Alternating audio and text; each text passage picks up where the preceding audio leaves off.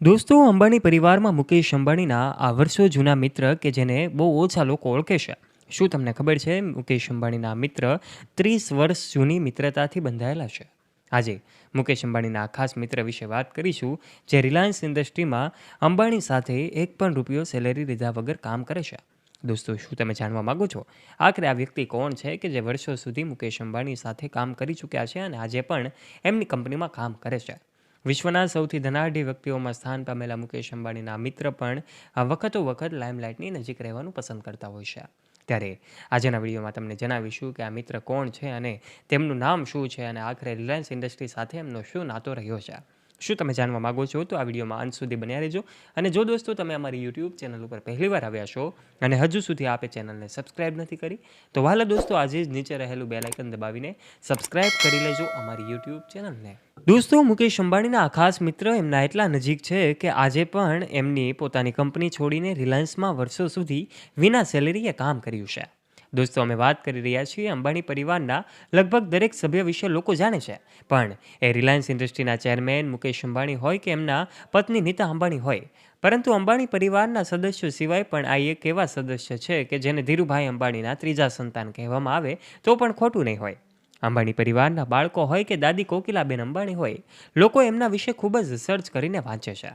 પણ શું તમે દેશ અને એશિયાના સૌથી ધનાઢ્ય વ્યક્તિ મુકેશ અંબાણીના ખાસ મિત્ર વિશે જાણો છો? મુકેશ અંબાણીના ખાસ મિત્ર એમના ખૂબ નજીક છે. રિલાયન્સના ફાઉન્ડર ધીરુભાઈ અંબાણી એમને પોતાનો ત્રીજો દીકરો માનતા હતા. કોણ છે આ ખાસ મિત્ર? ચાલો હવે જાણી લઈએ. વર્ષ 1975માં જન્મેલા આનંદ જૈન કોર્પોરેટ લિમિટેડના જેઓ ચેરમેન છે. 30 વર્ષ સુધી રિયલ એસ્ટેટ, ફાઇનાન્સ અને કેપિટલ માર્કેટનો અનુભવ ધરાવતા આનંદને વેપાર જગતના લોકો એજેના નામે ઓળખે છે.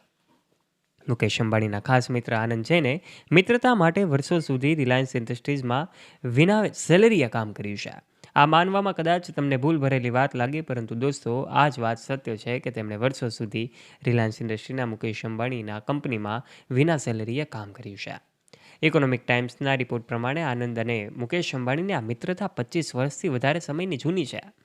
મુકેશ અંબાણી અને આનંદ જૈને એકસાથે સ્કૂલિંગ કર્યું હતું. મુંબઈની હિલ ગ્રેની હાઈસ્કૂલમાં સાથે અભ્યાસ કર્યો બાદ બંનેએ મુંબઈમાં કોલેજમાં પણ સાથે અભ્યાસ કર્યો હતો. મુકેશ અંબાણી વધુ અભ્યાસ માટે સ્ટેનફોર્ડ યુનિવર્સિટી ગયા. આનંદ જૈન પણ પોતાના બિઝનેસ માટે દિલ્હી આવ્યા હતા. અહીં એમણે જૈન કોર્પોરેટ લિમિટેડની સ્થાપના કરી હતી અને એમની શરૂઆત કરી હતી. 1980માં એમણે જ્યારે મુકેશ પોતાના અભ્યાસ પૂર્ણ કરીને મુંબઈ પાછા આવ્યા ત્યારે આનંદ જૈનને પાછા બોલાવ્યા અને બંનેએ સાથે કંપનીમાં કામ કર્યું હતું. મિત્રના આમંત્રણ પર આનંદ બધું છોડીને મુંબઈ પાછા આવી ગયા. પોતાનો બિઝનેસ છોડીને તેઓ મુકેશ અંબાણી સાથે રિલાયન્સ ઇન્ડસ્ટ્રીમાં જોડાયા. બંને ત્યાં સાથે કામ શીખ્યા.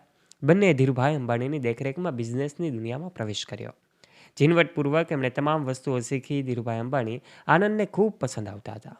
એમને તેમના જીવનના એક નજીકના મિત્રોમાં રાખ્યા. વર્ષો સુધી પગાર વગર કામ કર્યું. ઇકોનોમિક ટાઈમ્સના અહેવાલ મુજબ વર્ષ 1980ની વાત છે કે જ્યારે ધીરુભાઈ અંબાણી અને રિલાયન્સ બોમ્બે સ્ટોક એક્સચેન્જના બેર કાર્ટેલ મનુ માણેકથી ઘેરાયેલા હતા.